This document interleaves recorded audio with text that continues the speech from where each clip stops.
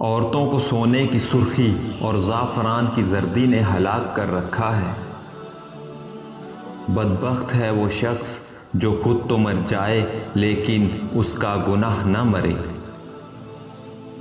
خدا سے ڈرو کیونکہ خدا باطن کو بھی اسی طرح دیکھتا ہے جس طرح ظاہر کو۔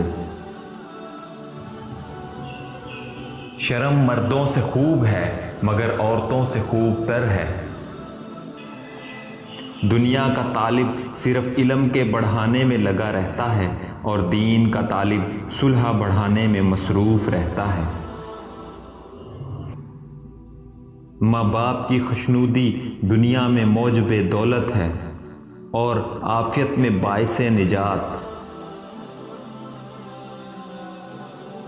اس دن پر رو جو تیری عمر کا گزر گیا اور اس میں نیکی نہیں کی۔ جس کا سرمایہ دنیا ہے اس کے دین کا نقصان زبانیں بیان کرنے سے عاجز ہے۔ مومن کو اتنا علم کافی ہے کہ وہ اللہ تعالیٰ سے ڈرتا رہے۔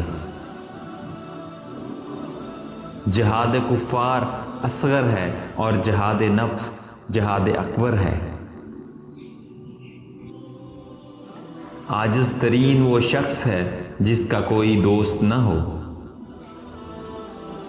شہوت کی وجہ سے بادشاہ بھی غلام بن جایا کرتے ہیں۔ جو اللہ کے کاموں میں لگ جاتا ہے اللہ اس کے کاموں میں لگ جاتا ہے۔ پاک نفس آدمی عورتوں سے بھی زیادہ شرماتا ہے، جب عقل کامل ہو جاتی ہے تو بولنا کم کر دیتا ہے۔ زبان کو شکوہ سے روک، خوشی کی زندگی عطا ہوگی۔ مصیبت کی جڑ کی بنیاد انسان کی گفتگو ہے۔ موت سے پیار کرو گے تو زندگی عطا کی جائے گی۔ میری نصیحت قبول کرنے والا دل موت سے زیادہ کسی کو محبوب نہ رکھے۔ خواہش کرنے سے دولت نہیں ملتی اور جوانی خضاب کرنے سے نہیں ملتی، اور نہ صحت دوا سے۔ اگر تم خدا کی رحمت کے امیدوار ہو تو اس کی مخلوق پر رحم کرو۔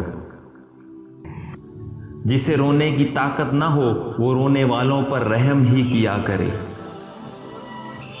خلقت کی تکلیف دور کر کے خود پر اٹھا لینا حقیقی سخاوت ہے۔